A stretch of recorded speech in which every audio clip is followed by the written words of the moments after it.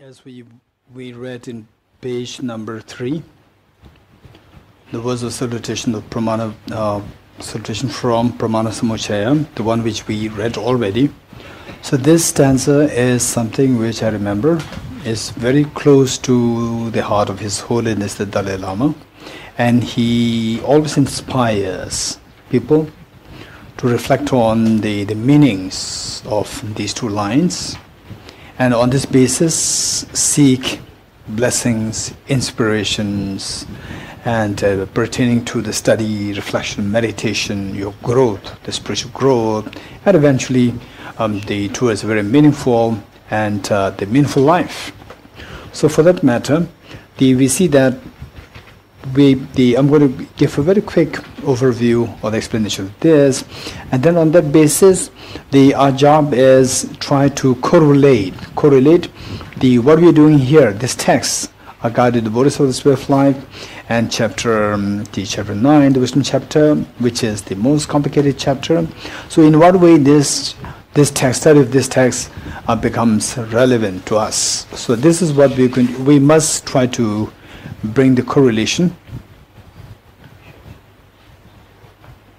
Okay. So for this, what we need to do is just go back in time, say 2,500 years ago. Go back in time once in the palace or the palace of the Kabilavastu kingdom. There was a prince, young prince, Prince Siddhartha. And then so later, at the age of 36, this Prince Siddhartha left his palace at the age 29, and then at the age of 35, he became the full enlightened person. Say, age 30, age 29, according to the ordinary people's understanding, at the age of 29, till that point he was just a prince, but of course gifted with intelligence, gifted with compassion, extraordinary compassion, but he was not treated as a Buddha. And then at the age of 29, he left the palace, and he went into the practice of the austerity, and finally under the Bodhi tree he became enlightened, and he became such a guide. If you be in a very unbiased way, if you think of his biography, we see that anybody who seeks to achieve total enlightenment, who seeks total freedom from suffering, total freedom from the fears of life, we see that he is the teacher, he is the guide. So how come that this young Prince Siddhartha, he becomes such a reliable guide?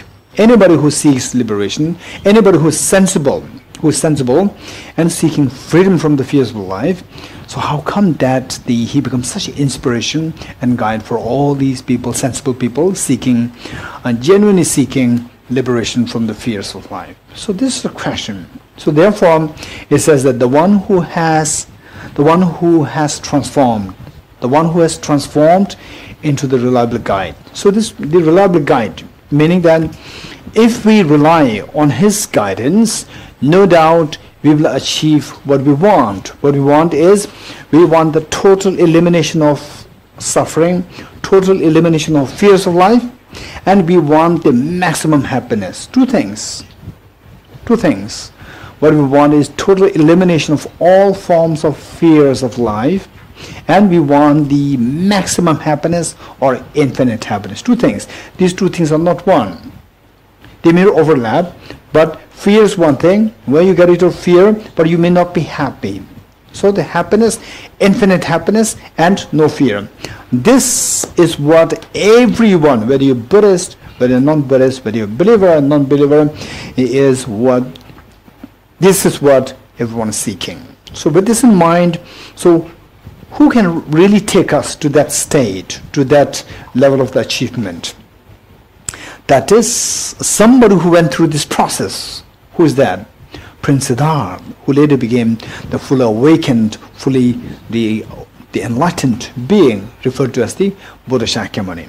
So how come that he became one like this? It says, the one who had transformed into the reliable guide. This is the main thesis. This is the main thing that we like to know, the thesis. And then, how come that, what was his journey like? What was his journey? There was a journey there from an ordinary prince to a full enlightened being, the full enlightened being, the guide, the reliable guide to all beings. So there must be a journey. What is that journey? This is so important. So this stanza, these two lines, in fact, His Holiness the Dalai Lama feels these two lines are so close to his heart, and oftentimes during the teachings he would cite these two lines, and then on that basis he would begin the teachings. Okay, so we see that motivated by altruism to benefit sentient beings. So this is how the journey began. Journey always begins with a motivation, right? So for example, okay, I'd like to start a business in Singapore. So the motivation to start a business, that is the one that drives you to undertake this journey of the business. So now the point is that, say, for this Prince Siddhartha, the driving force for his journey was the motivation, motivated by altruism to benefit all sentient beings. So in the palace, say according to the ordinary or the common, very common, the biography of the Buddha, there's a mention of the Buddha saw the four sights: sick person, then the old age, then the death, and then the mendicant or the monk wandering here and there. So it was not as simple as that. In actuality, it is not as simple as that.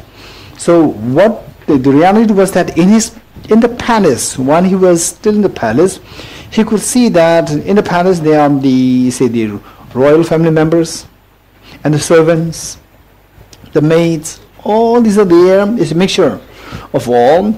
And who bullies who? He could see all these things. Some just enjoyed the very luxurious lives and some a servant. He could not really understand this. He could not really tolerate this, in other words. Right? So seeing all these problems, and on top of that, in those days, wars amongst the kingdoms were very prevalent. Very prevalent.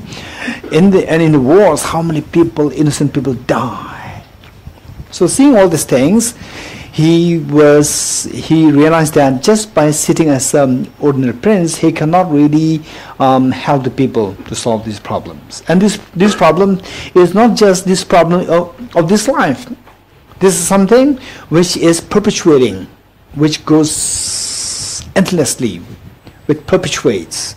So therefore, there must be ways and means to cut the fear altogether for everyone. So then, with this motivation, motivated by altruism to benefit all sentient beings, then what he did, he left the palace. So this is the driving force, right? He went in search of what? In search of the solution to cure all the ills of the world, of the sentient beings.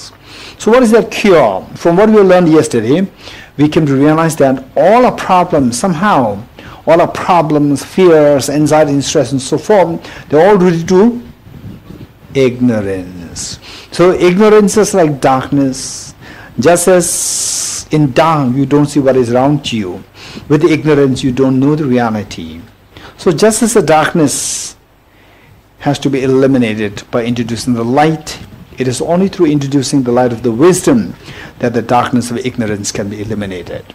So he was in search of the light of the wisdom to be taught to all the beings, that unless this light of the wisdom is introduced to the beings will never be free from the fears of life. So the light of the wisdom has to be taught. So the second part says the teacher. By altruism to benefit sentient beings, then for what? He went in search of he left the palace, motivated by the compassion altruism to help all the beings, and then to look for the solution. What is that solution? Solution is to teach this wisdom. So for that matter, he is to become a teacher. teacher of the wisdom of emptiness. So the teacher. So first of all, to teach, say for example the medicines, in order to say that, okay, I've already invented medicine. Okay, by the way, is there anyone from pharmacy or from the medical line, doctor, nurses? Okay, there, yes, Dr. Dorian. Right? Okay, say the doctors know, for example, a new medicine is introduced, you invent a new medicine. First you have to prove the efficacy of this medicine. You agree with me? Right? Oh, I have a medicine for, say, otherwise the tuberculosis at the moment. You have to take medicines for 6 months. 6 months. Right? Isoniazid, rifampicin, ethambutol, all these medicines you have to take for 6 months. Now, if you say that, if you claim that, okay, I've invented a medicine which you can take for, say, the 3 days, and your problem is over, tuberculosis is over. For that you have to prove. Without proving this, right, even though it's so appealing, but nobody's going to buy this, and no, you're not allowed in the first place to distribute to the various companies, the hospitals. So your job is to prove this first. So for that matter, the wisdom to be taught to the sentient beings, before he was to teach to all the beings to relieve them of the fears of samsara, to relieve them of the darkness, the ignorance, he has to first prove that this is efficacious. This medicine is efficacious. Medicine, the wisdom of emptiness is efficacious. For that matter, what he did, he practiced it himself. He practiced it to see whether it works, this medicine, the wisdom of emptiness, whether it works. So he practiced it for 6 years. 6 years. Practicing this, what happens? The self-grasping ignorance dissolves. With the introduction of the light, the darkness disappears. Introduction of the light of the wisdom, the darkness of self-grasping ignorance dissolves. When the darkness of self-grasping ignorance dissolves, the iceberg on which all the buildings are constructed, this iceberg melts. The moment the iceberg melts, what happens? All what is constructed on top of the iceberg, they all fall apart. So all the miseries, afflictions, contaminant karmas, miseries, which grow out of this self-grasping ignorance, they all fall apart the moment self-grasping ignorance is shattered. So what happened? That tension, stress, depression, anxiety, lamentation, guilt, all these negativities, fear, they all dissolve. When the fear dissolves, what is the opposite of fear? What is the opposite of fear? Courage. What is the opposite of disturbance? Peace, calmness, right? So the courage, peace, calmness, they all dawn in you, right? And the uneasy feeling, corrosive feeling, right? Say the fear, very corrosive feeling comes to you, right? As well, like the heart inside becomes so heavy, dragging you down, right? What is the opposite of that? The lightness. So that experience of the lightness, freedom, the courage, all these things arise in you. That experience is described as the perfect bliss. So the one who has gone to the bliss, which is known as the Sugata. So with this, the wisdom of emptiness, which he has to teach others. So first he experimented on himself. Experimenting that in himself, all his miseries, fear, tension, depression, all dissolve. So that he experienced the perfect bliss of enlightenment. He experienced this. Once he experienced this, through his own experience, he then went out to protect the beings by sharing this light of the wisdom to others. That made him the protector. You're getting it? This is the journey of the Buddha. If this is the journey of the Buddha, is it that he's someone who's very special, that who could able to do this journey, undertake this journey, whereas we are not entitled to do that? Is this the point? No. Why not? We all have the same potential. Say, we all have the same potential. For example, a handful of sunflower seeds from, by the way, Singapore doesn't have sunflower seeds of the sunflower seeds, right? You don't grow sunflowers. There's no agriculture. Okay, never mind. This doesn't matter.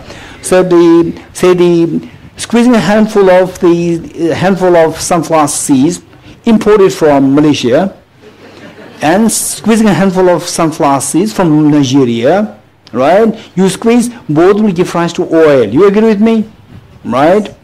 Okay, so what remains without being squeezed there, what is already squeezed and the oil coming out of this, from this you can infer that if the others handful of the sunflower seeds in other places, if you squeeze them, they will also give rise to oil. Likewise, seeing that this young Prince Siddhartha, are having undertaken this journey and eventually become such an enlightened being, such a reliable guide, and being able to, first of all, motivated by the altruism to benefit all sentient beings, then went in search of the solution. What solution? The wisdom of emptiness. And then to experiment this, to see whether it works, he applied it, he experimented on himself, then he experienced what? Sugadhahood, the perfect bliss of enlightenment. He experienced that. Once he experienced that, then he started to go out to give teachings to protect the beings. He became the protector. So this is a biography. If this is the biography that he followed, we all have the same potential of the perfection. We all have the same seed of the perfection, same seed of Buddhahood within each one of us, known as the Buddha nature. So if we follow in this trend, why not? We as well, we experience the same thing, that we ourselves be free from all fears of life, and that each one of us will be in a position to benefit all the sentient beings. Okay, this is very inspiring. The two lines written by Acharya Dignaga. Acharya Dignaga, 6th century AD.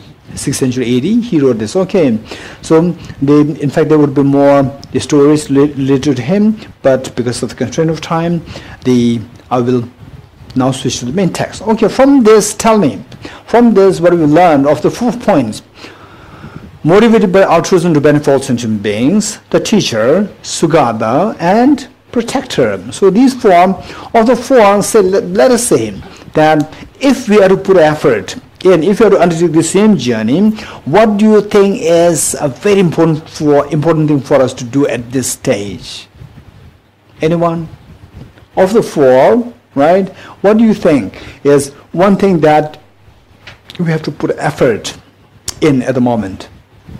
Any idea? Anyone? Of the 4 points, one is altruism. Altruism meaning that for the benefit of sentient beings, I will work so hard to become Buddha, this altruism. Then number 2 is, in what way I can help others is by teaching the wisdom of emptiness. Wisdom of emptiness, number 2. Number 3, with the wisdom of emptiness, you implement it yourself, then you experience the total purification of yourself, and the Buddha nature becomes manifest. That is the Sugata.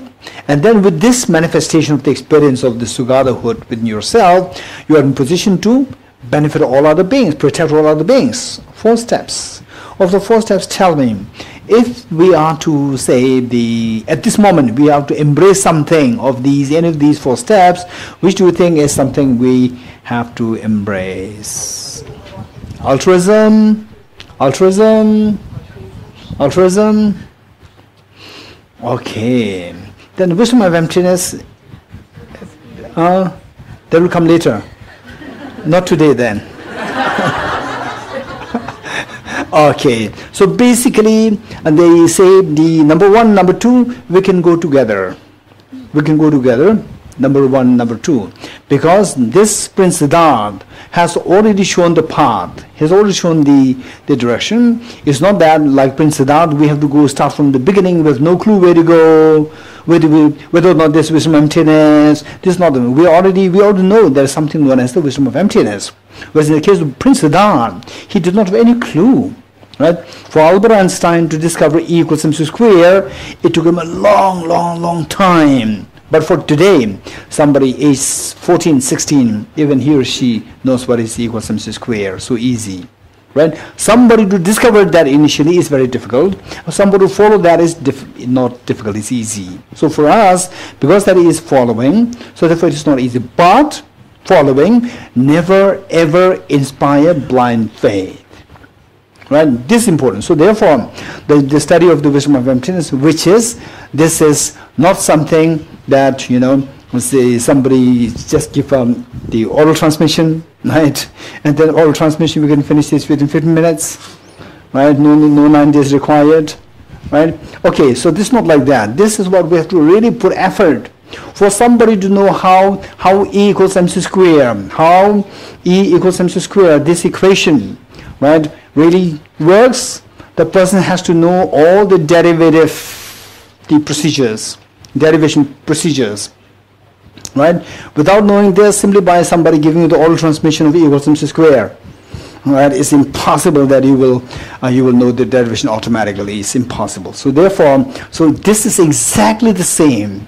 Even the wisdom of emptiness, simply by somebody giving you the oral transmission of this doesn't mean that you get the wisdom of emptiness. Don't forget it. So therefore, we have to put effort. And Bodhisattvacharyāvatāra, such a brilliant young prince, very compassionate, gifted with wisdom, still he took 6 years with acute austerity involved. Okay, with this mind, right, the wisdom, of course, the altruism, the bodhicitta is so important. We have to place a separate,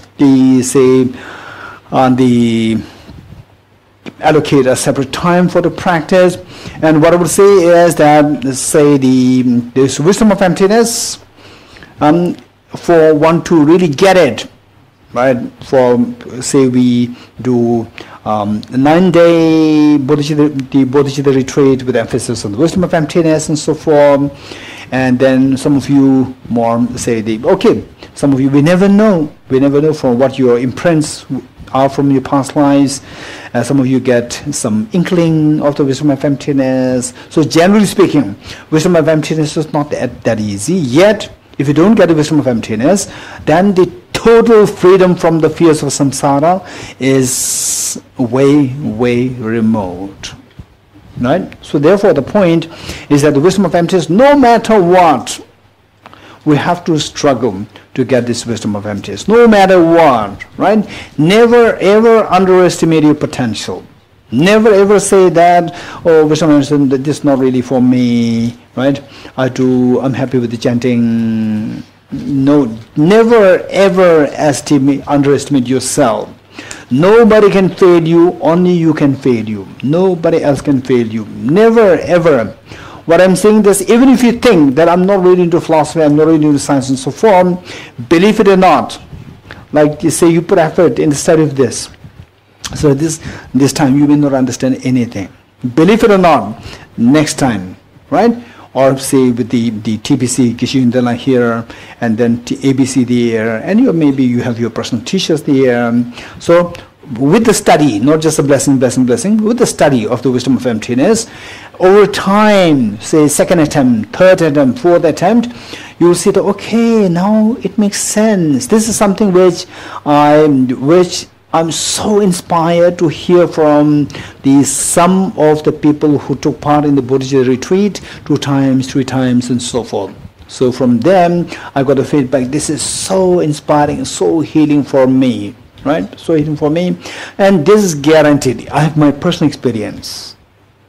Why I'm saying this is that I have my personal experience. So once, I was so keen to study one text, the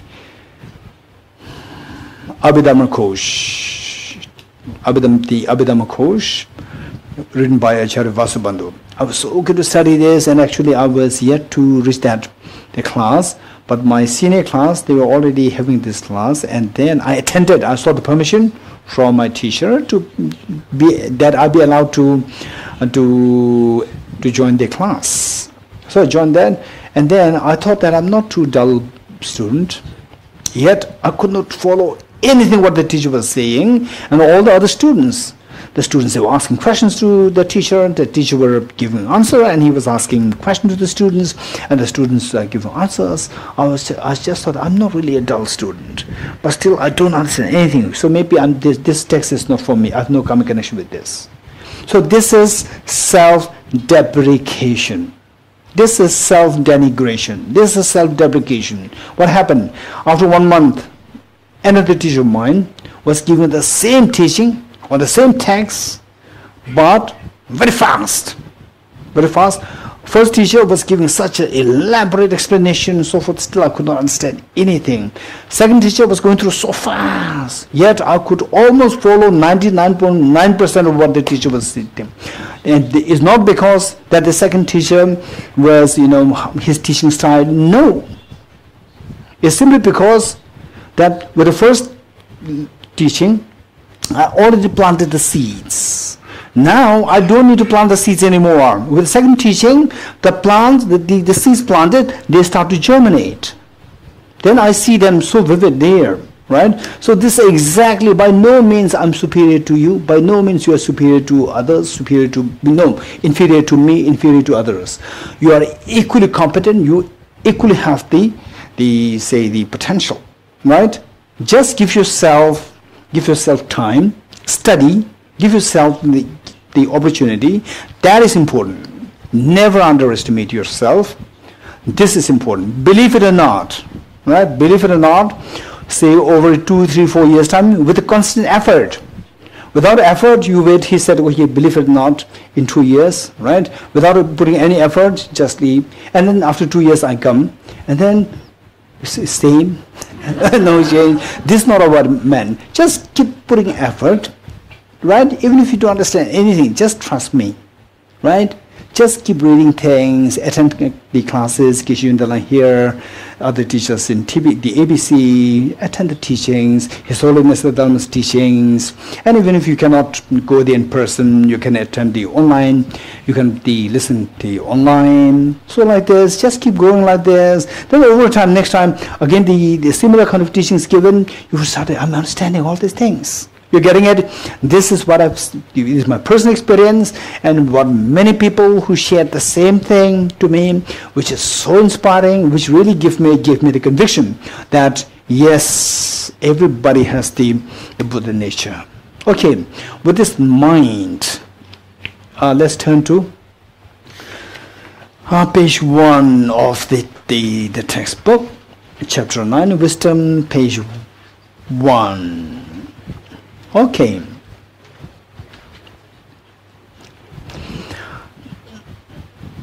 To stanza 1, which we read already, the sage propounded all these branches of teachings. All these branches of teachings referring to 84,000 of the teachings for the sake of wisdom, in order to invoke. Okay, by the way, how many of you do not have this book with you? How many of you do not have this book upstairs, downstairs? Okay, hope everyone.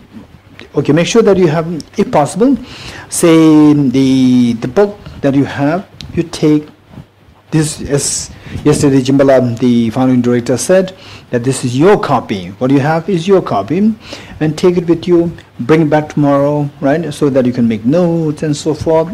Okay, and this book should become a very precious text for you.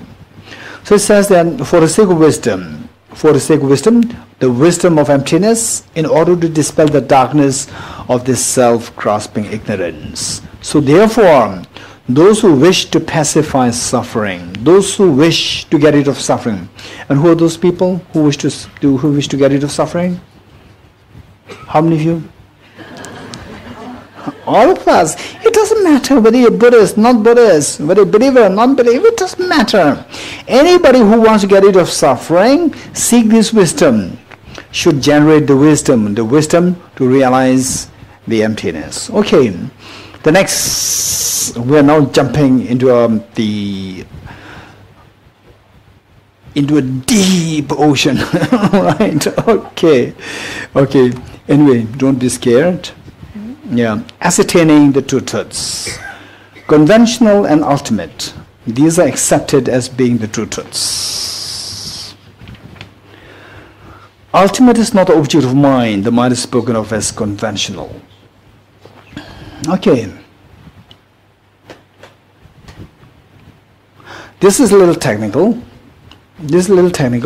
Right? And if you see something as technical and then you live it, you can never overcome the technicalities. If you don't attempt, you will never overcome the technicalities, and technicalities will never spare you. Right? You are bound to be in the grip of the technicalities, and you will never, ever, there will never be a time when the technicalities finally release you. Impossible. So you have to.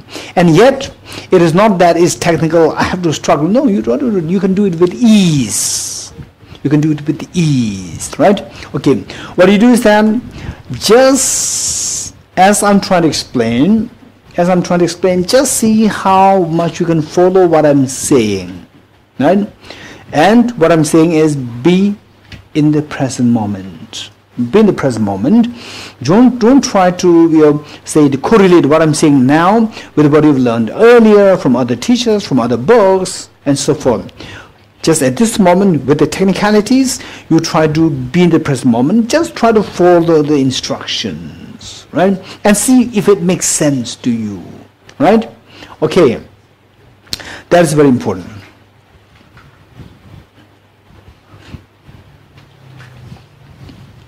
Okay, first, okay, let us say that, okay, by the way, what is this? Okay.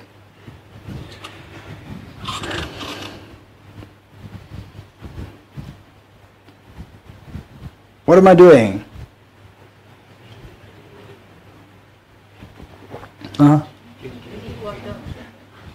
Drinking water. If there's a chemist, he or she will say you are drinking H2O. If there is a particle physicist, he will say you are drinking electrons, protons, neutrons. Tell me, which of the three is correct? All correct. All are correct, but they have different, the implications. Water, doing water, you see it as water, there's a pleasant feeling, right? You also feel like drinking. Whereas H2O, H2O put together is water molecule. H2O separated these are gas, no water, right? And worse, electrons, protons, none is water, none is gas. Electrons, protons, neutrons. Yet, all three are correct answers. You're getting it? If you see that I'm drinking, you say I'm not drinking. Say, if you see that electrons, protons, neutrons, they're going through my mouth. As I do like this, right? You will not have a feeling of quenching the thirst, mouth watering. Will not happen. Whereas if you're very thirsty, if you see me as drinking water, your mouth may water. But if you see that electrons, protons are going there, right, your mouth will not water. Yet, these were the same reality. Same reality seen differently. Same reality seen differently. You're getting it? Okay. So this is reality. According to the textual sources, some of you already know this, say the water which we, the human beings, drink, we see this as a plain water, whereas the devas and devis can see this as a nectar. And whereas the hungry ghost beings, hell beings, will see them as pus and blood. You're getting it? Same object seen differently. Same object seen differently. Okay, from this, tell me, why the same object is seen differently? What made, right, say, why, say the human being seeing this water, why the gods and goddesses they see as a nectar, why the hungry ghost beings they see as the pus and blood. Why? Anyone? Because of the karmic thing. Karmic. Okay, right? Karmic thing. So, tell me that, is there water out there? Is there nectar out there? Is there the blood and pus out there? Tell me, what's the answer? Out there? Huh? No? There's no water inside this. What? Right? Okay. Right? Okay, so this is a question. This is a question. In other words, the point is that, okay, in other words, what we need to keep in mind is that, okay, let's say, from distance we see the planet Earth as a very beautiful blue planet, right? Planet Earth is a beautiful blue planet.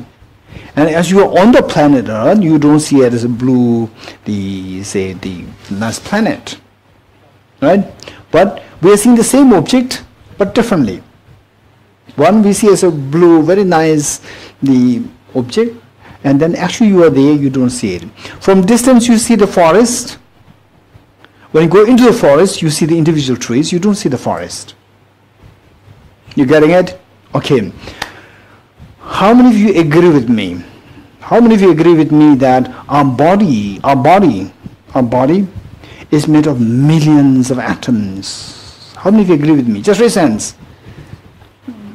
Okay, all of us know that. Okay, so our body is actually made of millions of atoms. Okay, now look at the other person sitting next to you.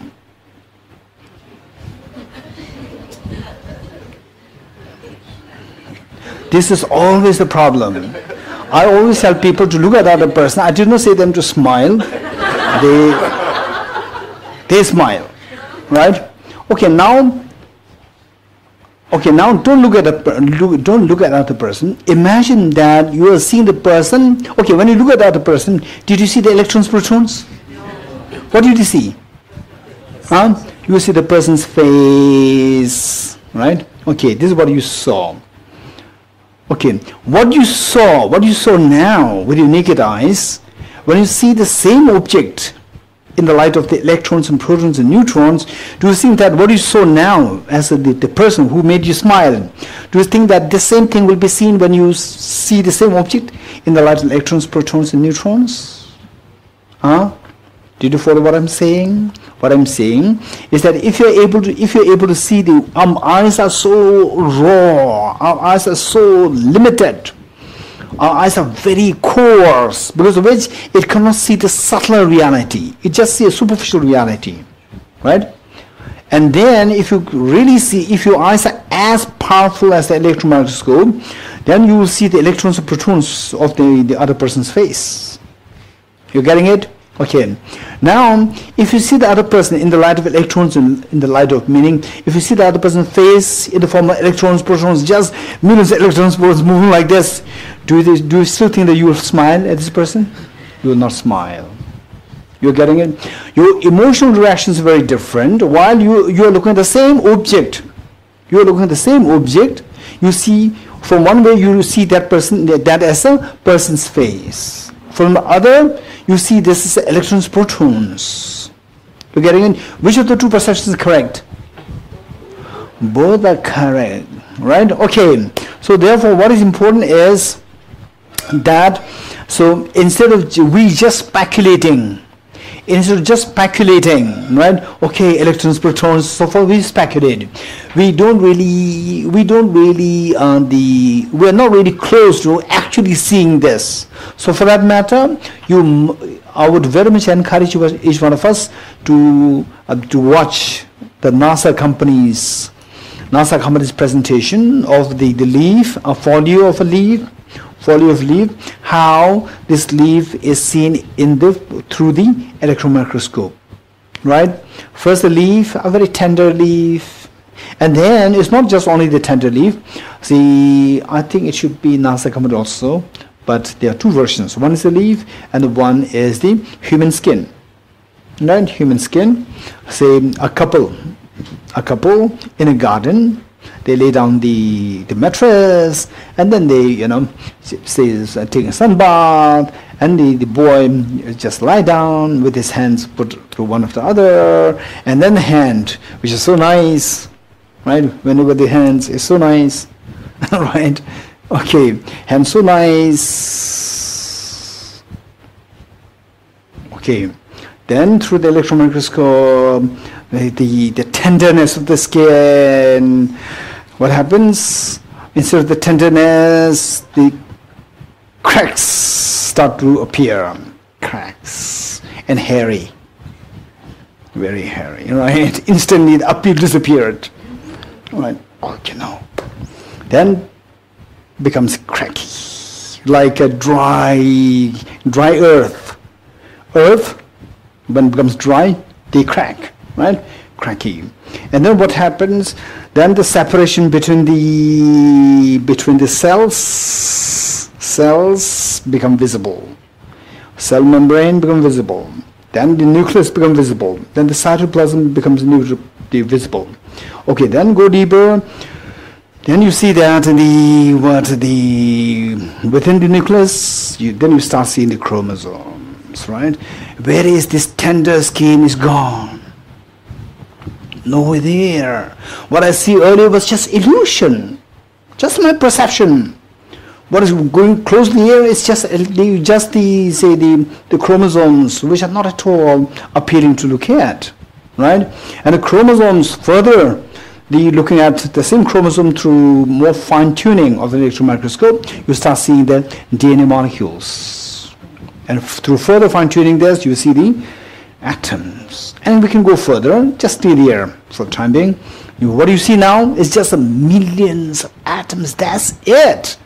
Beyond these millions of atoms, nothing is there as a human body, human cell, or human skin. Nothing is there really. What you earlier saw as human skin and these things is just an illusion. Illusion, just a mere appearance. Appearance created by the very defective eyes. That's it. Beyond that, there's nothing really there as a human skin, human body like this. Okay. Now, tell me, which of the two perceptions is correct? Seeing the other person in the form of a tender, the human face with the tender skin and so forth is correct, or the just millions of the atoms banging here and there? Which of the two is correct? Both. If both are correct, tell me, how come? How come that these two are very contradictory perception? One perception gives you a feeling of, say, make you laugh, make you smile. Second perception doesn't make you laugh.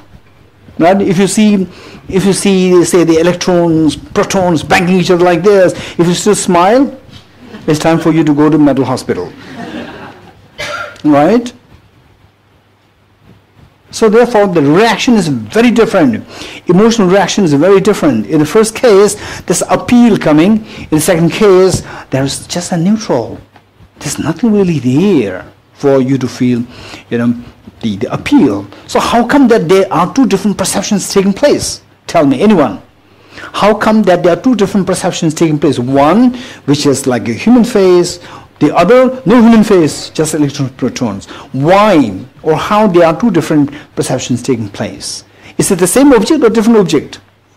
Same object, but then you see two different things. Why you see two different things? Is the two different perceptions. You getting it? You have two different perceptions. Perceptions where? On the object or on the subject?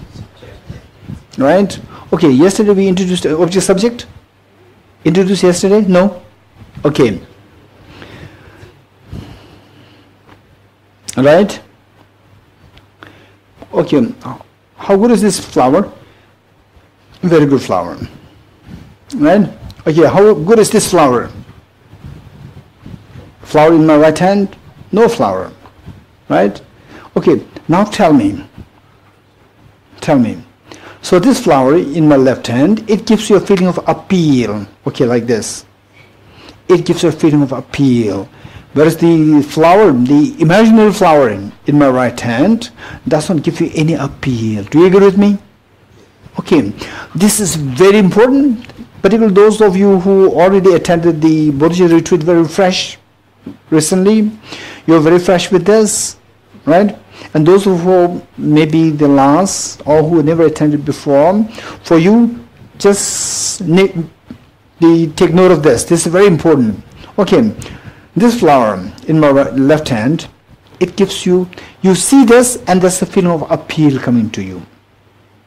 And then you just look at this imaginary blue flower. There's no flower there, just imagine a blue flower. It doesn't give you any appeal. You're getting it? Okay. Now, if we don't resolve this question, then the following stanzas cannot be covered. Then you are really jumping into the middle of the ocean, right? And then you're dead, right? Or then tomorrow you say, okay, now too much, right? Okay, tell me. So what is the difference? Just speak your mind. Particularly those of you who did not attend this year's recent retreat, just tell me what's the difference between. Just speak your mind. I'm not really expecting you to give the philosophical, politically correct answers, right? I want you to give the answer what comes to your mind. Okay, what is the difference between these two flowers? Okay, these two things. The pink flower in my left hand and the imaginary blue flower in my left hand. What's the difference between these two things? Very quickly, somebody. Okay, the pink flower I can see. The blue flower, imaginary blue flower, I don't see it. Okay, this is one way of saying this. Anyone else? Okay, this one you can feel it, other one you cannot feel it. Very good. Anyone else? Real and unreal. Huh? Real and unreal. One is real and other one's unreal. Okay. Anyone else? Okay. Now can you tell me why you can feel this, the other one you cannot feel it? And why you see this, why you cannot see the other thing? Anyone else? Anyone who likes to give reasons to this? Why you can feel this? Why you cannot feel the imaginary blue flower? Or why you can see this flower? And why you cannot see the imaginary blue flower? Why?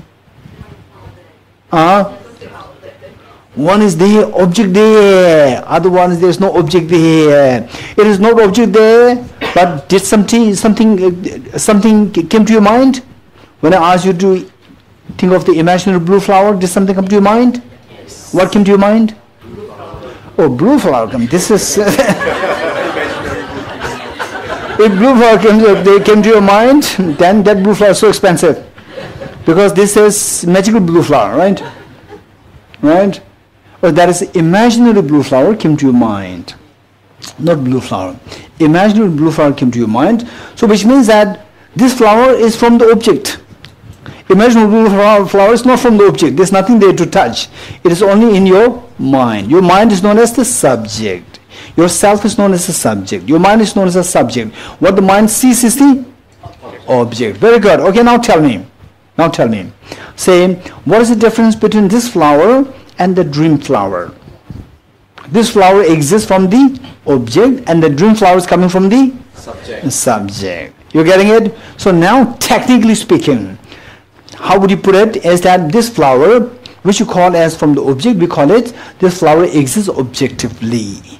And the dream flower exists subjectively. You're getting it? Okay. If you have understood this much, then we can go further. Right? So this flower, in a loose sense, without going to philosophy, what we've learned is that this flower exists objectively, and the dream flower exists subjectively. Okay, tell me the mirage. Okay, the water, the river that you're seeing. River, still no philosophy, right? No philosophy. We are yet to introduce to philosophy. Just speak your mind from the language which we already learned. Objective, subjective, like this. Tell me, the river exists objectively, subjectively. Objectively. And the mirage exists subjectively. Very good. And the dream ghost exists. Dream ghost exists subjectively, and the real ghost exists okay, objectively, right? Okay, now if you all maybe some better.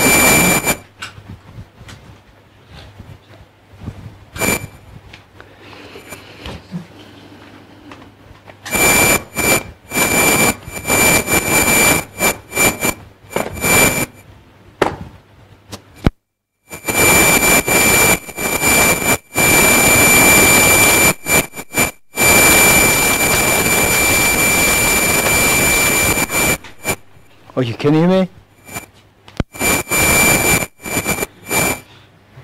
Hello, can you hear me?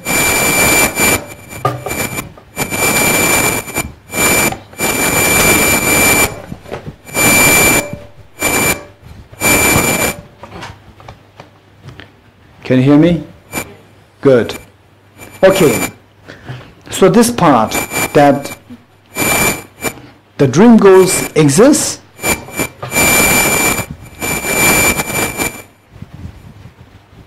Dream goals exist? I think that's the one. Yeah. Good. That mic. Switch it off. Yes. Okay. The dream goals exist subjectively. And the scary sound exists objectively, right? Okay, so this is, if this much we've understood at this point, there's something exists objectively, something exists subjectively, and so forth. Okay, tell me, the rainbow exists objectively? Okay. Tell me, what does it mean by object, the flower? What do you mean by the flower existing objectively? That the flower exists from the object. Okay, with this in mind, let us say, the movie that you're watching now, say you are watching a movie in the movie theater. So the movie, where is the movie? The movie is on the screen. And where is the movie coming from? Is from the projector. So the screen is the object and the projector is analogous to the subject. Now tell me, so the movie exists objectively or subjectively? Huh? Okay, what I'm saying, objectively meaning it exists from the object. Subjectively meaning it exists from this subject. You're getting it? So the movie that you're watching, how does it exist? It exists objectively or it exists subjectively? Very good. Why subjectively? How subjectively? Because it exists from the projector and projector is analogous to the subject. Very good. Okay, this much if you've understood it, then we can proceed further. You getting it? Now let's say from what we have what we learned earlier about, say, when you look at the other person, okay, say look at the other person, the one perception, you see the person in one way, you see the other person in one way, it makes you laugh, it makes you smile. And you see in the same object, you look at it from another angle, like in the form of a very minute, in the micro level, it doesn't make you smile, right? But it's the same object. Same object, seen in one way, it makes you smile. Seen in another way, it doesn't make you smile. Do you see difference?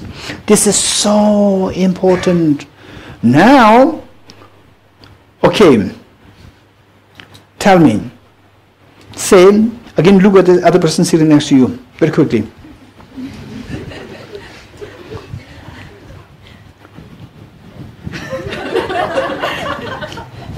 Okay, now, close your eyes and think of the same person who made you smile. Think of the same person who made you smile.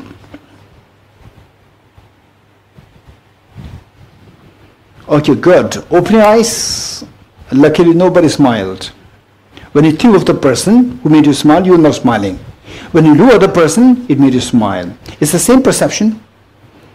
Why? In the first case, it made you smile, while in the second case, you did not smile. Why?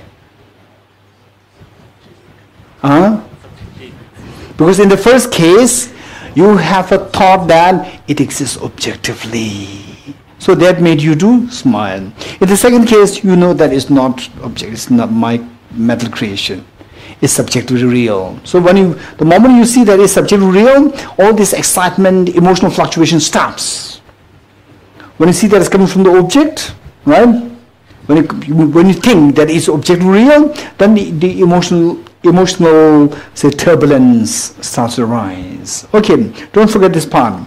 With this in mind, what we said is that this same flower, you look at through your naked eyes, you see this as a flower. You look at through electron microscope, what do you see this?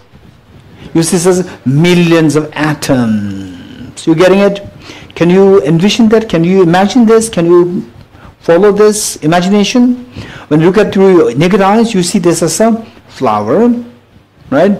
And whereas you imagine that you're looking at through electron microscope, you're seeing this as millions of atoms. You getting it? Okay. Now this is very important. This emptiness on the one hand is very complicated. On the other hand, it may not be too complicated. The good news. Right? You understand emptiness? This is the only panacea to heal all our fears of life. Only panacea to heal all our fears of life. And yet, general acceptance is that emptiness is very complicated, is only for the evolved persons, not for us. That is not true. Many people will say this. Particularly if you go to the monastic universities, you say that, wow, we learned emptiness. And the monks may ask you, how many years you studied emptiness? You say only 9 days. Right? Right? And then what emptiness to learn, right? Okay, so this is going to be the expectation. The moment you say, we'll study emptiness, they'll ask you, how many years? They expect you to say like 10, 20 years. And you say 9 days instead of 9 years, right? So the point is that on the one hand it's very difficult. On the other hand, it is not at all difficult.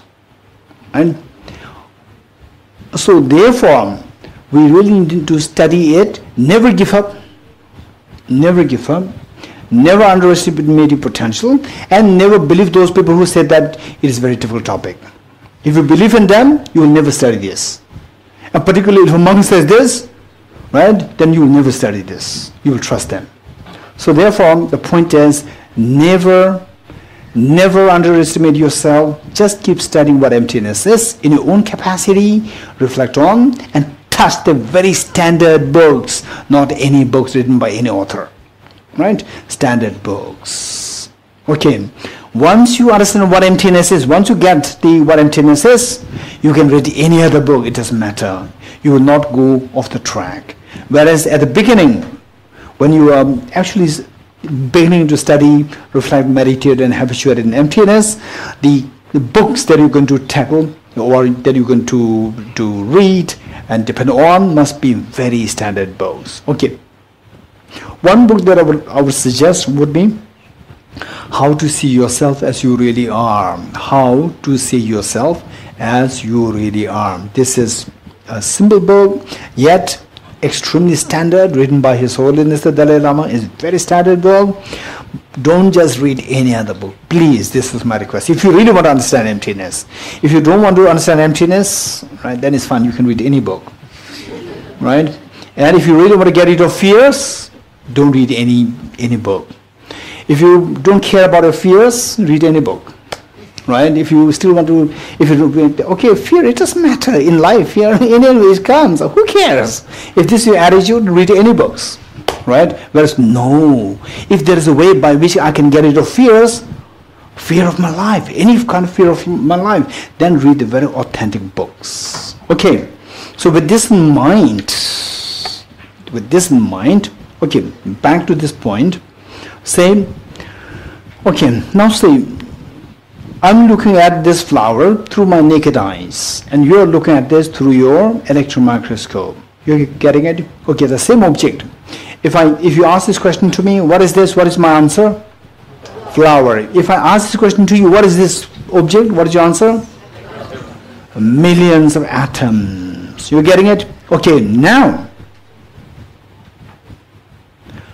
this is very important. You said millions of atoms. What about the flower? I see this is a flower, and you did not say there's a flower. You said millions of atoms. What happened to the flower? What is your answer? No flower in the air. From your perception, with the electron microscope, you are just seeing millions of atoms like this, right? Okay, I asked, where's the flower? What's the answer? Flower is not there. You're getting it? Okay, are you seeing the absence of flower? Through electron microscope. If you look at this, are you seeing the absence of flower? Absence. Absence meaning no flower. Are you seeing flower or no flower? No flower. No flower is what you're seeing. You get it? No flower is what you're seeing. No flower, no, N-O, and empty mean the same. No and empty mean the same. So when you say, I see no flower there, you are saying, I see the emptiness of the flower. Right? Okay, don't forget it. What am I seeing? I'm seeing the flower. What are you seeing? Emptiness of flower. Okay, now you can say you are seeing two things. You are seeing atoms, millions of atoms, as well as you are seeing the emptiness of flower. Right?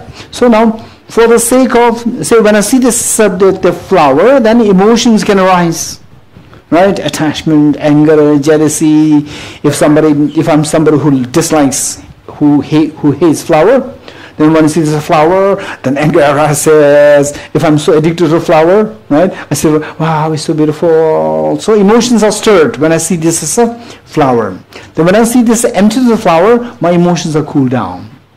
You're getting it? Okay, so tell me, what am I seeing? A flower. What are you seeing? Emptiness of the flower, right? Okay, so there are two ways of seeing this. You are seeing atoms. This is also correct.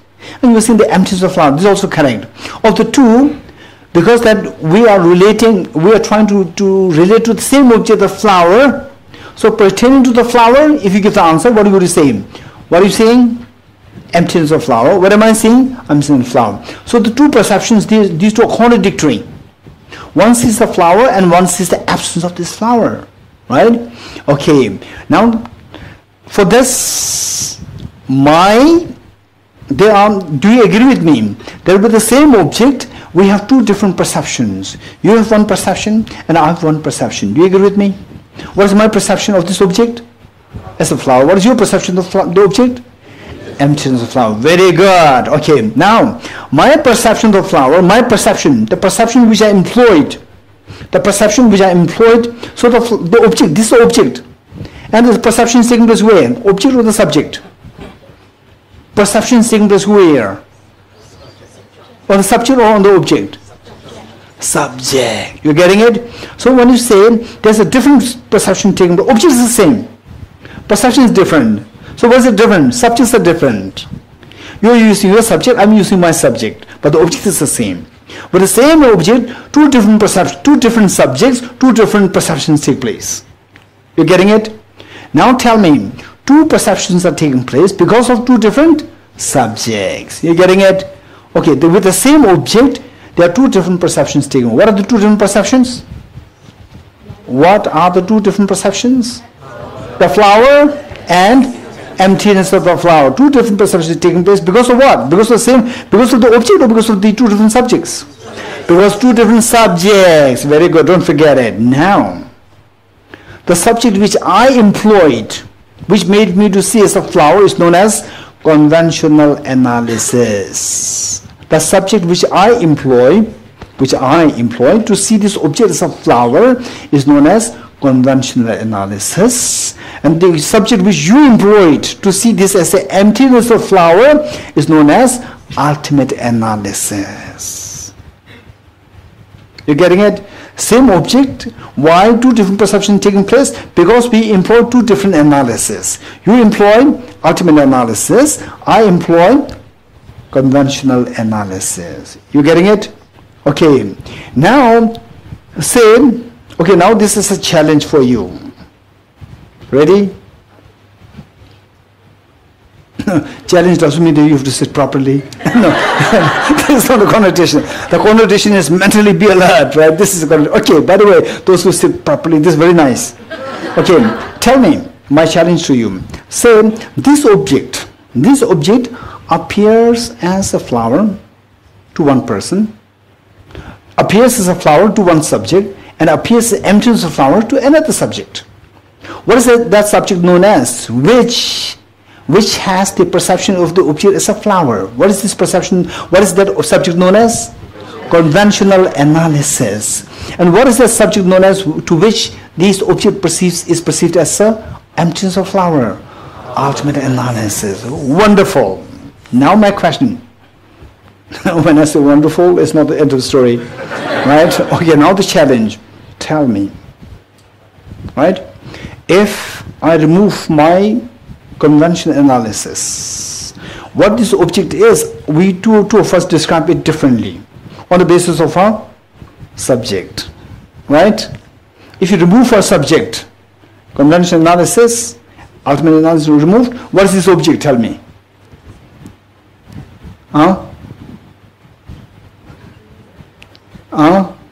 If I remove my, say, what made me see this flower as a flower is because of the subject. Because of the subject. If the subject is not there, I'll never see this as a flower. Right? And what do you see as a what? What did you see?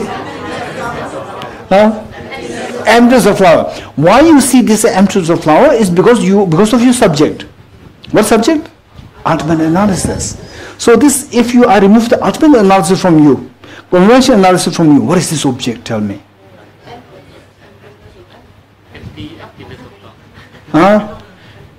Okay, this is a very serious question. You're getting it? Okay, right? I'm not going to give the answer here, but this is the question. What's the question? Is there anyone who likes to paraphrase or who likes to repeat this question? Because this question is so precious.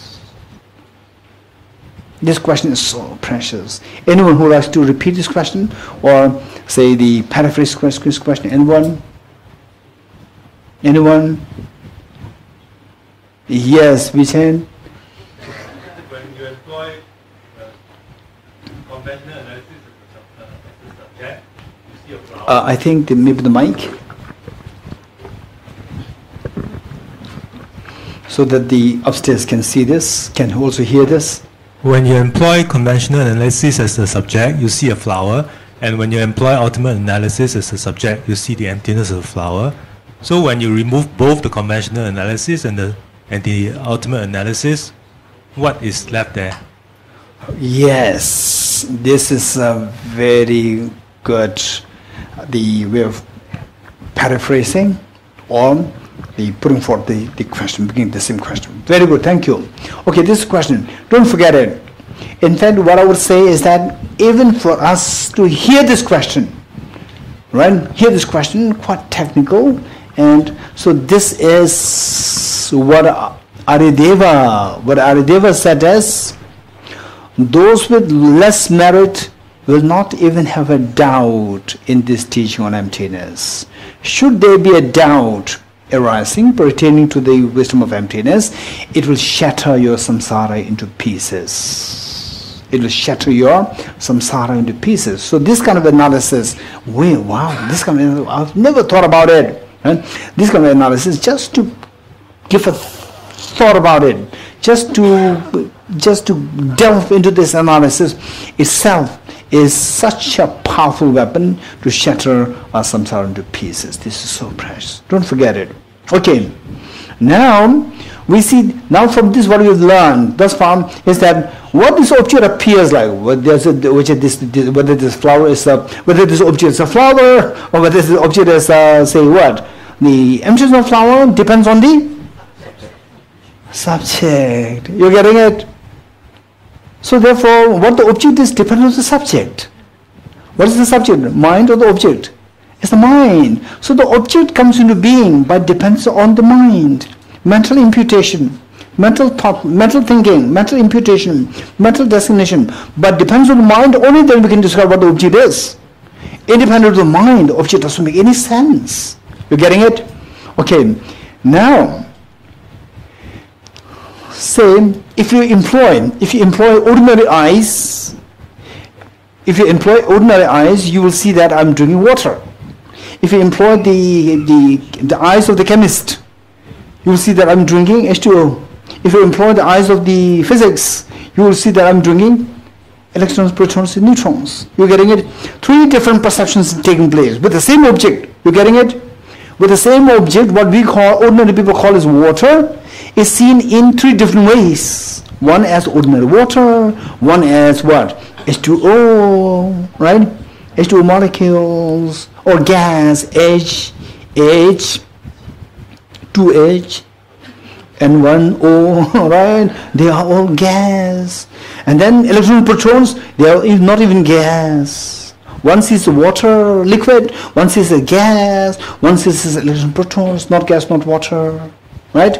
As particles. Okay, so this is three different perceptions taking place, which means that we see things is from there as three different things. This is all because of the different subjects. You getting it? Different subjects. Now, tell me, which of the two perception is closer to the reality? Right? Say, you see this is a flower, I see this is a flower with my naked eyes, and you see this emptiness of flower through your electron microscope. Which of the two perception is closer to the reality? Your perception or my perception?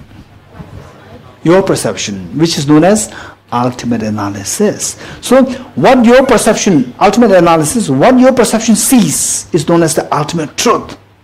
What my perception is known as conventional analysis. What my perception sees is known as conventional truth. So is it the same object or different object? Conventional truth, ultimate truth is the same object or different object? Same object. How I see conventional truth of the object. How you see the ultimate truth of the object. You getting it? Okay. With this, in Heart Sutra, there's a mention, form is empty. Emptiness is a form. Right? Okay. So the same. What I see as a form is what you see as empty or form. Form is empty, right? What you see as empty is what I see as form. Emptiness is form, right? And what I see as form, what you see as emptiness, it is two different objects there or the same object? It's the same object. What I see as form is not different from what you see as emptiness. It's the same object. And form is not different from the emptiness. What you see as emptiness is not different from what I see as the form. It's the same object. Therefore, emptiness is not different from the form. You are getting it? This is so precious. With this same object seen through the ultimate analysis is known as the ultimate truth. The same object seen with the conventional analysis is known as the conventional truth. Tell me, with this object, well, I'll not say flower, this object, where is the conventional truth of this object? Here? Where is the conventional truth of the object? Here? It's not here. So it's not here. If it is not here, then it's not conventional truth. Right? Okay, where's the conventional truth? So what the object is, this is a flower. Is this a flower or not? Where's the flower? Flowers here or flowers in my mind? Hey, where's the flower? Don't go back home and tell your mom that, Mom, now you are in my mind. Don't say this, Mom is there. Then tomorrow your mom will not send you to the class. Right? My daughter has gone crazy now. Right? So don't say that movie is in the projector. Say always say the movie is on the screen. Movie is from the projector, right? Okay. So this distinction you're doing. Where's the movie? It's on the screen. Where's the movie from? From the projector. You're getting it? Likewise, you can say that the mother, you are there. Right? You are where you are, but you're coming from my mind. Right? This distinction you have to make. Okay, so now with this, now stanza 2. Page 1, stanza 2. Conventional and ultimate. These are accepted as being the two truths of any object, Okay, with a flower, what is the ultimate truth? What is the ultimate truth of the flower? Emptiness of the flower is the ultimate truth of the flower. What is the conventional truth of the flower? The flower is the conventional truth of the flower. Okay, let's say Gyaltsangla. What is the ultimate truth of Gyaltsangla? What is the ultimate truth of Gyaltsangla? Emptiness of ultimate truth of the emptiness of Gyaltsangla is the ultimate truth of Gyaltsangla. What is the conventional truth of Gyaltsangla? Gyaltsangla is the conventional truth of Gyaltsangla, right? Okay. Okay, good. Right? Okay, so now the point is that two truths are with all phenomena, not only the flower, not only with Kansana, but with everyone, each one of us, even we, each one of us, we also have two truths. Anything that you can pick up, it should have two truths, meaning that it should have the one truth seen by conventional analysis and the other truth seen by the ultimate analysis. You're getting it? Okay, very good. So it says, ascertaining the two truths. Conventional and ultimate, these are accepted as being the two truths. The ultimate is not the object of mind. The mind is spoken of as conventional. Okay, now let us say, right? Okay, the mind here refers to the very conventional mind. Conventional mind, right? Conventional mind, meaning how the mind, how the ordinary people, how the conventional world. No, I wouldn't say ordinary people. I would say conventional world. Okay, which accords with the conventional world? Say,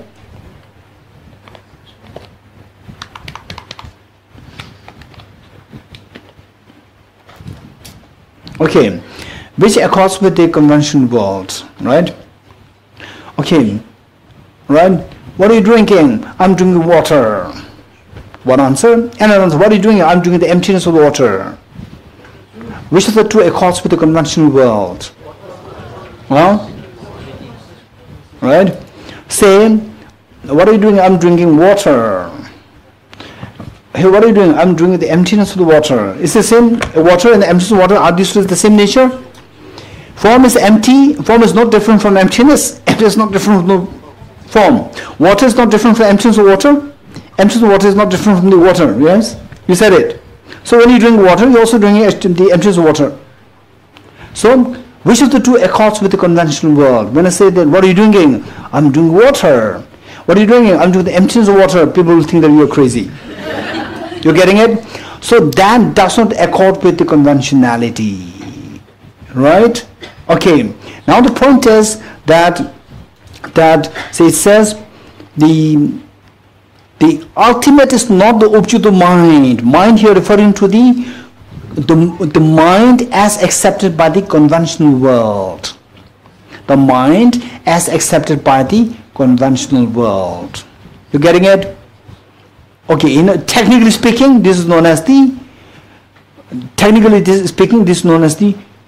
dualistic mind. Dualistic mind. Dualistic mind. D-U-A-L-I-S-T-I-C. Dualistic mind. Okay.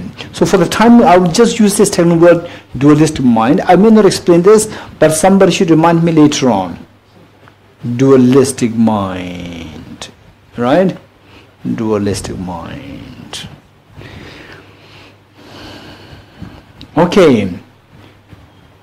Okay, some of you may be so curious. There are so many things he kept suspense. Right? Okay. So eventually we'll forget even the questions. So then he will run away. Okay. So what is dualistic mind? Okay, just look around. Look around and look at the walls, the ceiling, yourself, and the people around you. Do you see only one thing everywhere, or you see varieties of things? Varieties. You see the numerosity. You see the varieties. There's the plurality of things there. Dualistic meaning that they are the same. She's different from he. He's different from she, right? And this wall is different from the ceiling. Ceiling is different from the floor. There's the dual. There's dual, right? Say two or more. Two or more. Two is known as dual, right? So the two or more is made of two. Many two becomes more, right? Okay. So therefore, the point is that dualistic. What you are in your dream. Let's say, in your dream, say you're dreaming of attending a class in TBC. Right? What are you doing? What is happening now? As you are having a dream, right? And then I ask you to look at around you. Do you see? What do you see? You see one thing, or you see dual? You see multiple? He said, I see multiple. You getting it? Okay, I see this boy here, this girl here, this wall here, the ceiling, the fan, people outside, the traffic, right? I see all these things. And you look at some of you who do not know how to read Tibetan, you can see, even see the Tibetan scripts there. You do not know how to write Tibetan, but in the dream you write it, right? So all the scripts, your mind wrote it. In the dream, right? You see these Tibetan scripts. Nobody wrote it for you. It's your mind who made these Tibetan scripts in a dream. You agree with me? Even if you cannot read it, but your mind made it. If it is your dream, this is what I'm saying. In your dream, if you see that Tibetan scripts there, the Tibetan scripts, who wrote these Tibetan scripts? When you wake up, if I ask you, you saw some scripts there? Yes, right? Who wrote these Tibetan scripts? Nobody wrote it. Your mind wrote it. Your mind has that capacity to know it without having studied it. Right? But now, if I ask you to create it, you cannot create it. You're getting it? So therefore, the point is that in your dream, you see the multiplicity of the things there, innumerable things there. This is known as the dualistic mind. One, more technically, okay, tell me, where is the flower? Tell me, where is the flower? Is it in your eyes or is there? It's there. And how do you know that there's a flower there? How do you know that there's a flower in my hand? I can see it. What faculty sees this? My eyes. Where's your eyes? Where's your eyes? Hey, where's your eyes? Here. Where's the flower? There. Is there a distance separation? Distance separation between object and subject? If they are separated by distance, then there should be two things. If there's only one dot in this universe, there's no separation by distance. There's only one dot. But if there are two dots, they are separated by distance. When something is separated by distance, there should be two things. Two things. Two means dual. So subject-object duality. One is the object, and your mind is the subject. So when you see the object as the object different from your subject, you are seeing this as a dual. This is known as duality. Right? Duality.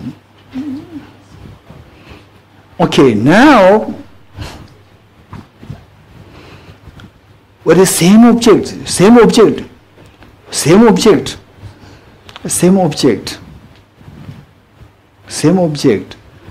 with your ultimate analysis, I asked you to look at it. What do you see? Emptiness of the flower. You're getting it? You see the emptiness of the flower. And if you see this emptiness of the flower in its bare form, emptiness of the flower is there, my mind is there, this duality dissolves. When you see the emptiness of the flower in its bare, direct form, so with the flower, you see, this is a flower, this is my mind seeing the flower, there's a duality there, right? But with the emptiness of the flower, this dissolves. This emptiness of the flower, this is my mind seeing the emptiness of the flower. So this duality will dissolve. The multiplicity dissolves, right? All these different things as dual, they all dissolve when you see emptiness directly. Okay, so the dualistic mind, say in a very simple terms, technically we have to make a little bit of nuanced, say the interpretation here and there, but in loose sense, but it says that conventional and ultimate, these are accepted as being the two truths, conventional truth and ultimate truth. What is ultimate truth? What is conventional truth? What do you mean by these two? It says that the ultimate is not the object of mind. Ultimate is not the object of the dualistic, right? Dualistic direct mind, dualistic perception, dualistic mind of, let's say, ultimate truth is not the object of the dualistic direct mind. Okay, you can put it like this, then it becomes very precise. Ultimate truth is not the object of the dualistic direct mind.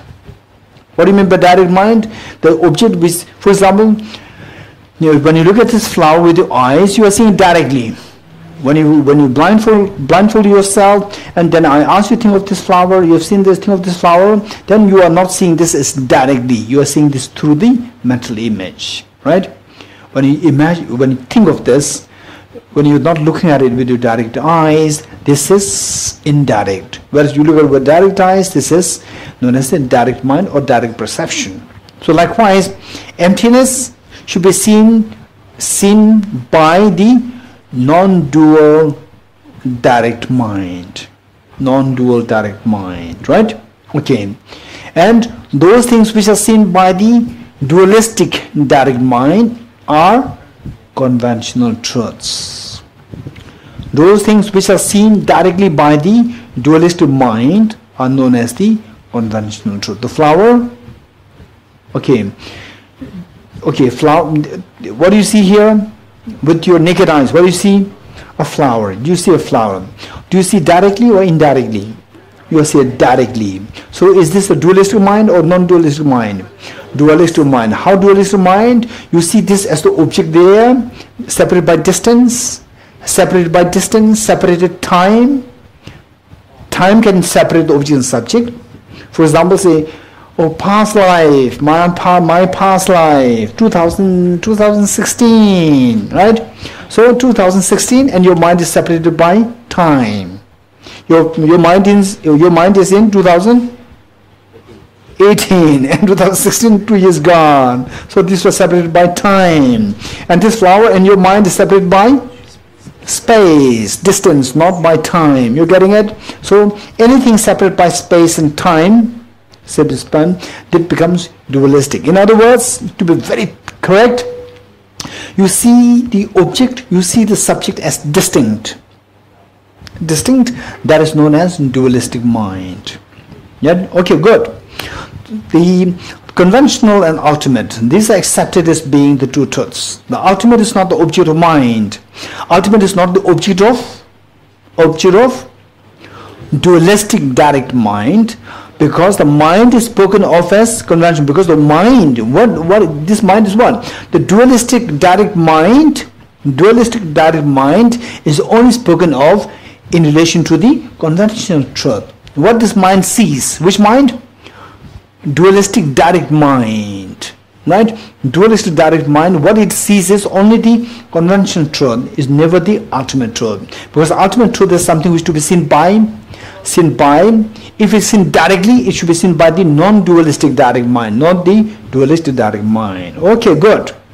Okay, in your life, how many of you are below 20? Raise your hands. This is always the problem. Anyone who's below 20? Oh, which means we have minimum 20 years of life experience. Yes? How many have 20 years of life experience? How many of you have 20 years of life experience? All of us, right? Upstairs, downstairs, both. 20 minimum. 20 years of life experience. Okay. Within this 20 years of life experience, how many of you have ever thought about, right, without help of a teacher, without help of reading book, how many ever thought about, look at this, you're seeing this object, like this object, you see this, wow, emptiness of flower. How many have seen that? Have you seen that? Never, right? So if you say you are age 5, 6, 7, your mother brings you happy birthday cake for you, right? Empties of the cake, right? Your mother will think that something is wrong with my daughter, something's wrong with mine. How many of you thought about it? Something of this kind in your life? We never thought about it. You getting it? So this is known as the ordinary beings, who never thought about these things. They are known as the ordinary beings. Okay, let's read the next stanza. The world is seen to be of two types, the yogis and common people, ordinary beings. Common meaning ordinary beings, right? Okay, now you are almost in the category of the yogis, right? Okay, now once in a while you can think of this. Okay, what is this? The breakfast, emptiness of breakfast, right? Emptiness of breakfast, swimming pool. It's emptiness of swimming pool. What's it? Malign, right? Emptiness of malign, right? And casino. What is that? Casino get? Huh? Marina Basin. Marinda Basin Casino. Right? Marinda Basin Casino, emptiness of Marinda Basin Casino, right? Okay, if you keep thinking like this, but when you drive car, don't think. I'm very serious, don't laugh, I'm very serious. When you drive, don't think like this. Some people, they say that, oh Geshe, it's amazing meditation. I was driving, I seen the car in front of me with a number plate and so forth. I see the emptiness, where's the car? This is a disaster, don't do this. When you drive, please don't do that. Particularly some people, right, they are doing biking, right, biking, and you won't believe what they're doing. Biking and text messaging. Too much. Alright, it's just a suicidal. So don't think about this emptiness when you drive. With the other things, I'm not too sure. In most cases, you can think of them, particularly if you're a passenger. You could think about emptiness. This is so good. In the garden, during the leisure time, right? You can think about emptiness. This is so good. It's healing. Okay, now we see stanza 3. It says that the world is seen to be of two types. World meaning the world of the beings. The world of the beings. The world of the beings is of two types. The yogis and the ordinary people, common people. Okay, the world of common people is undermined by the world of the yogis, right? Okay. So finally what we've learned is that this object, what is this? So depending on how you look at it, right? Your mother, your mother sees her as her mother, not as grandmother, and you see that as your grandmother, right? And your grandmother will see your mother as not as a mother, as a daughter. You're getting it? So this, we always relate to the other object with yourself as the frame of reference. We always relate to the other object with yourself as the frame of reference. And in actuality, if you don't have a frame of reference, as Albert Einstein said, independent of the frame of reference, things make no sense. Things exist only in relative terms. Independent of the frame of reference, nothing makes sense. Whether the other person is a mother, daughter, grandmother, you have to speak of that only in relation to a frame of reference. You, as the daughter of that person, you call that as mother. And with respect to you, other one is your mother's mother, you call that as your grandmother, right? So we all speak of that with respect to a frame of reference. What is frame of reference? With respect to the subject as a frame of reference is your mind. Your mind. You're getting it? So only with respect to your mind, you speak of things. So things exist only with relation to your mind as the frame of reference. Now with this frame of reference, some frame of reference are very refined, some are not so refined. Right? Okay. Let's say the painting. The painting. How good is the painting? Right? How good is painting? Right? People describe differently. So somebody whose frame of thinking is very refined, thinking, appreciation of aesthetics, appreciation of the aesthetics of the paintings, right? They see the painting of the Michelangelo, wow, this is a masterpiece. Whereas in our eyes, what is this? Nothing. Whereas my painting, which is very colorful, is better. Right? Wow, it's so beautiful painting, which means that the frame of reference is hopeless. Whereas the frame of reference so refined, Michelangelo's, oh, there's no comparison. Throw this garbage, Dorji's painting, throw this away. Michelangelo's painting is so beautiful, right? Frame of reference is amazing. Likewise, ordinary people as the frame of reference, and the yogis as a frame of reference, right? So yogis doesn't mean somebody in the Himalayas with a matted hair like this. This is not the meaning of the yogis. Yogis means internal yogi, where the mind is evolved, not the physical change in appearance, where the mind is evolved. Mind is evolved towards the direction of the liberation from samsara. What is that? What is that mind? What is that mind which is evolved, which turns towards the freedom from the fears of life. What is that mind? The wisdom of emptiness. Where your mind is turning towards the wisdom of emptiness, you turn towards the yogi, to become a yogi. Where your mind is turning away, taking U-turn from the wisdom of emptiness, that is the mind of the ordinary people or the common people, right? So how the common people sees things and how the yogi sees things is very different. You're getting it? Say the same object seen by you with your the ultimate analysis, the same object seen by me with my conventional analysis, we see the same object differently. Likewise, the same object seen by the yogis, seen by ordinary people, because the frame of reference is different, they see the same object differently. You're getting it? Okay. So it says, number 3, the world is seen to be of two types, the yogis and common people. The world of common people is undermined by the world of the yogis. Okay, so how we see things, right? I ask you this question. Say, how many of you have when you were age 5, 6, 7, you ate chocolates in your life? Or you've eaten some food? Right? All of us. So, particularly when you were very young, right, gone to play games and so forth, or work so hard, you're very hungry, and then your mother brings a chocolate or cheesecake or whatever, or cake, whatever, right? How many of you have seen this, the emptiness of the cake? Or you have seen the cake? Which version did you see the cake? As a cake there, right? As a cake coming from your mind or really from there? Really from there. This is known as objective existence of the cake. You saw the cake to be objectively existent. In fact, if you never thought that this cake coming from your mind, if you did not think this, you have seen the cake as objectively real, right? Okay, how many of you have thought about yourself, I, in your life? We all thought about it.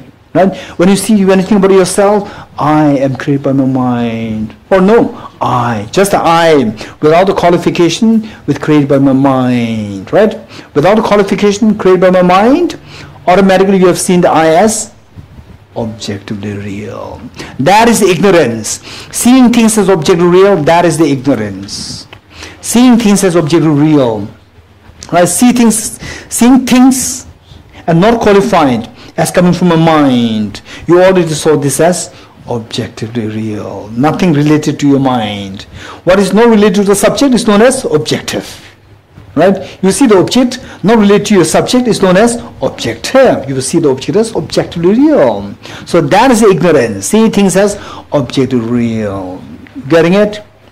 Okay. Whereas in reality, everything is subjectively real. Nothing exists objectively real, right? In reality.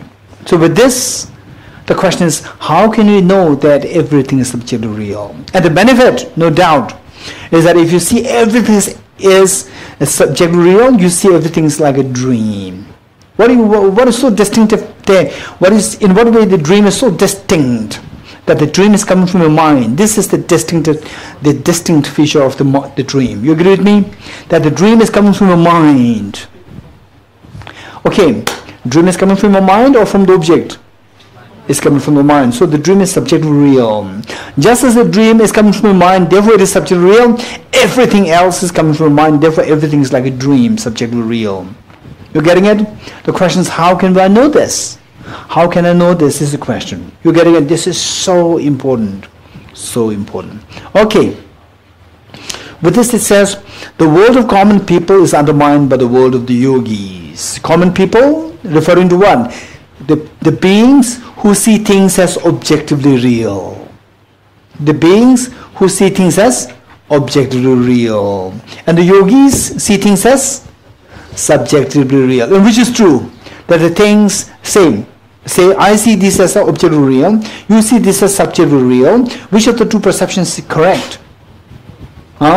Which of the two perceptions is correct? I see this as objectively real, and you see this as subjectively real. Both are correct. Wow, this is something so unique of Singapore. Wow. Right? So you're so addicted in saying both are correct, right? Okay, so what I'm saying is that seeing this flower as objectively real. I see this flower as objectively real. You see this flower as subjectively real. Which of the two perceptions is correct? That the flower exists subjectively real is correct. When you say it is subjectively real, it's correct. In a way, what you're saying is that it is empty of objective existence. It is not objectively existent, right? Okay, so the point is that ordinary people see this as objectively real. The yogis see this as subjectively real. Which of the two perception is accurate? Yogi's perception is accurate. So therefore, the common people's perception is undermined by the yogi's perception. Why? How the common people's perception is undermined by the yogi's perception? Because the common people's perception is wrong with respect to the yogi's perception. How? What made you say that common people's perception is wrong? Because the common people perceive things as objectively real. And how can you say the yogi's perception is correct? Because the yogis perceive things as subjectively real, which is true. You're getting it? So therefore, the ordinary people's, their perception is undermined by the yogi's perception. You're getting it? Good. The world of common people is undermined by the world of the yogis. 4. Through differences in their intelligence, yogis too are undermined by the higher ones. Right? Okay, now, yogi is here referring to those who are inclined towards refining the mind. Yogis meaning those who are refining the mind. Right? And refining the mind, right? So what actually refines the mind? So for example, let's say that, okay, this glass tumbler, right? This glass tumbler, it is very greasy, and then I try to say bring a cloth with the water, and I try to clean this. Do you think that the grease will disappear, this will go away? No, right? Okay, but should there be dust, they will go away, but the grease will not go away. For the grease we have to apply the detergent. Likewise, say the gross ones can be removed, subtler ones will be left. Within the subtler ones, I can remove the grosser ones within that domain of the subtle ones. So you see that this is how we have to remove the stains. Likewise, we see that, say, those who are going into the refining of the mind to make the mind more and more pure with the help of the wisdom of emptiness. Without the wisdom of emptiness, you can purify your mind. But purifying the mind is, you remember what I said earlier, there are two ways of cleaning the areas. Right? So those who attended the Serece Monastery Center teaching, right? There are two ways of cleaning the areas. Suddenly you say that, okay, suddenly, unexpectedly, you said, His Holiness the Dalai Lama is right there, 10 minutes away from us, right? And they're all garbage next to TBC. All garbage, right? All garbage there. So His Holiness coming to TBC. We have to keep things very clean, right? So how do we don't have time to put call the garbage, the car, right? Because it'll take another 20 minutes, right? And then putting it takes another 15 minutes. So His Holiness will reach by 10 minutes, right? So what you'll do? The best thing is go to the next shop and buy a piece of cloth, big cloth. Cover the garbage with a cloth and put some flowers on it. Right? Okay. The purpose is to make it look nice. Right? Now it looks so nice, but the garbage is not removed. Garbage is still there. Right? So likewise, without seeing emptiness, if you engage in the purification of the negative karma and so forth, it is like suppressing the mental defilements, impurities, with a nice cloth and putting some flowers there, right? With the wisdom of emptiness, it actually removes the dirt. It actually removes the garbage. Okay, so therefore, now remove the dirt with the wisdom of emptiness. It is not something like, right, you start the first minute and the second minute everything is gone. No, it'll take time.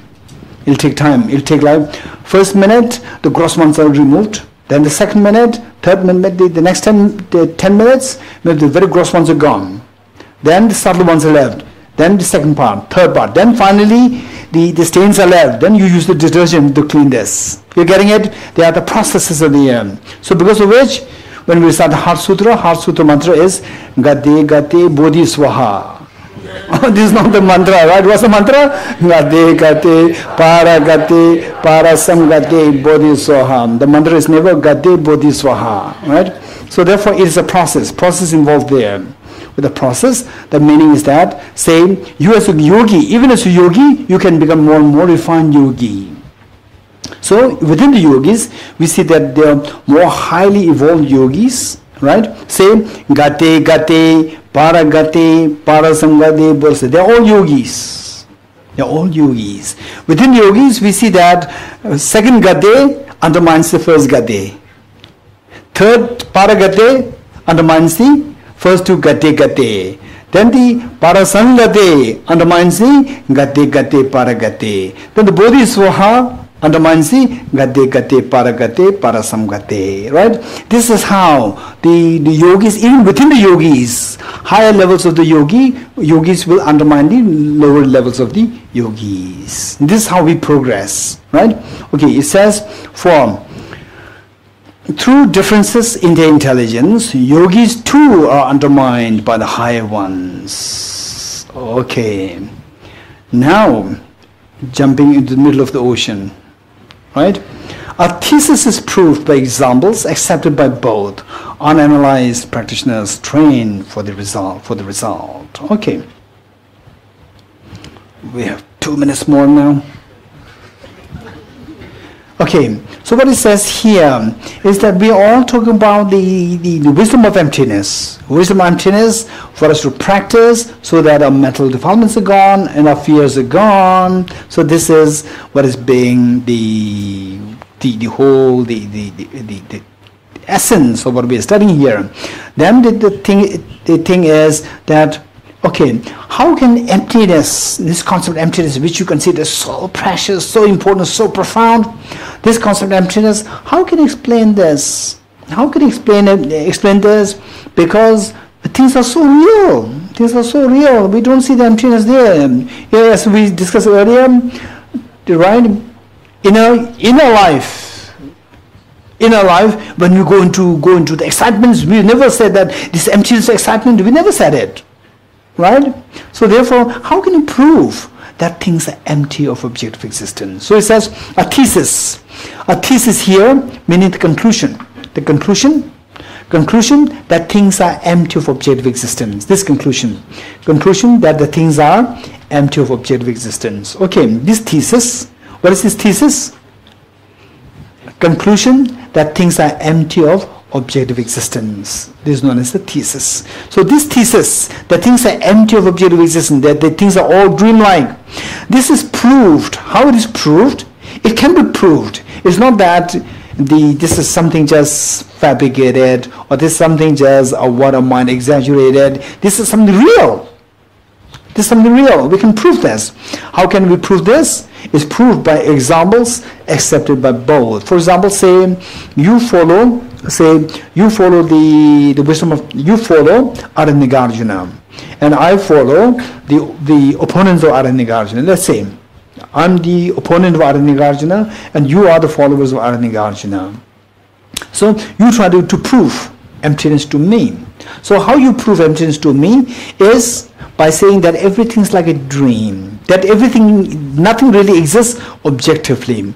Then how do things exist? Like a dream, right?